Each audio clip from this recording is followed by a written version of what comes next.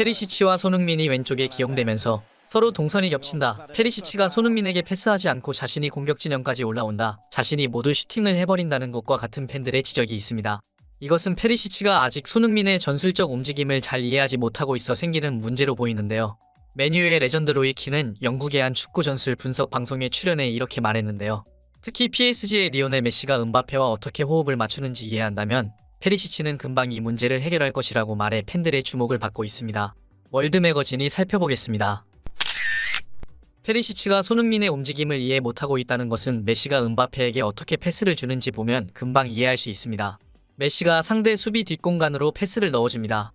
이때 패스는 너무 길면 상대 골키퍼가 나와서 커트할 것이고 너무 짧거나 패스가 느리면 상대 수비수에게 커트당할 것입니다. 그래서 공간으로 넣어줄 때 음바페가 달려오는 스피드를 줄이지 않고 공을 받을 수 있도록 정확하게 배달시키는 것이 요령이죠. 음바페가 침투하는 자신의 속도로 상대 수비수를 벗겨내고 공을 소유하면서 바로 슈팅합니다. 각도 없는 상황에서 슛했는데 운이 좀 다른 거로 보입니다. 이처럼 상대팀이 수비 라인을 내리지 않고 최대한 끌어올려 토트넘을 상대하게 만들어야 합니다. 그래야 세계 최고의 역습 능력을 가진 손흥민 선수가 노릴 상대팀의 수비 뒷공간이 더 넓게 만들어지게 되니까요. 리그 초반 토트넘을 상대하는 팀들은 토트넘이 공격보다 수비에 약점을 가진 팀이기 때문에 토트넘 맞춤 전술로 전방 압박을 들고 나왔습니다. 하지만 라운드가 진행될수록 토트넘은 전방 압박을 하는 상대의 공격 방식에 점점 익숙해져가는 모습을 보여주는데요. 소극적으로 일부러 수비 라인을 아주 많이 내리고 상대에게 점유율을 내주는 경기를 합니다. 최근 경기한 마르세유전을 보면 수비 라인을 아주 많이 끌어내렸는데요. 의미 없는 패스가 토트넘의 진영에서 계속 일어납니다. 결정적인 장면 자체를 만들어내지 못하면서도 상대는 자신들이 전반전을 지배했다고 착각하죠. 간격을 정말 잘 유지하면서 침착하게 수비를 해냅니다. 시즌 초반 경기보다 토트넘은 훨씬 안정적으로 수비진을 운영하고 있습니다. 후반전 막 시작하자마자의 상황인데요. 마르세유가 공격하다가 호이비에르에게 공이 커트당합니다. 손흥민이 공을 잡은 위치를 보세요. 하프라인까지 올라온 상대 수비라인 바로 앞에서 공을 잡았습니다. 케인에게 리턴을 합니다. 그리고 손흥민은 상대 수비 뒷 공간으로 뜁니다. 케인은 받자마자 바로 공간으로 패스를 찔러줍니다. 손흥민의 역주가 시작되죠. 상대 수비수가 반칙으로 끊지 않았다면 이건 바로 골입니다. 이 한 번의 패스로 마르세유는 수비수 한 명이 퇴장당하고 경기에서 지고 말죠. 토트넘을 상대하는 팀들은 이런 식으로 무너진 경우가 많았습니다. 지난 시즌 맨시티전을 보겠습니다. 맨시티도 토트넘을 압박하려고 수비 라인을 하프라인까지 끌어올리죠. 벤 데이비스가 케인에게 패스를 하고 케인은 공을 잡자 바로 맨시티의 수비 뒷 공간에 패스를 찔러줍니다. 손흥민의 역주가 시작됩니다. 그리고 사람들이 잘 모르는 것이 있는데 손흥민의 드리블 실력은 세계 최고 수준입니다. 공을 몰고 가면서도 그냥 달리는 상대의 수비수보다 빠릅니다. 이것은 드리블 실력이 뛰어나기 때문인데 그렇지 않으면 속도가 줄어들게 되죠.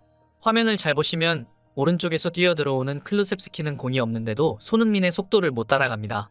결국 손흥민이 힐끔힐끔 보면서 속도를 늦춰 기다리죠. 결국 클루셉스키에게 패스하여 그의 데뷔골을 어시스트하는데요. 메시 역시 음바페의 수비 뒷공간 침투가 위력적이라는 것을 알고 있습니다. 네이마르가 메시에게 패스합니다. 메시가 공을 받는 것을 보고 음바페는 그냥 뛰기 시작합니다. 이 한순간의 동작으로 상대 수비 전체를 음바페가 벗겨내죠.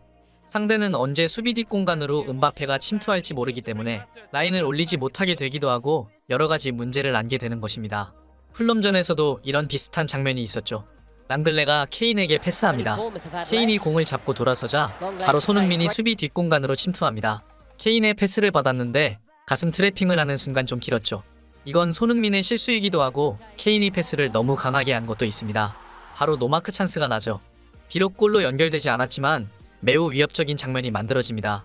그런데 페리시치는 전통적인 윙어의 역할을 수행하려고 자신이 공을 문전까지 운반합니다.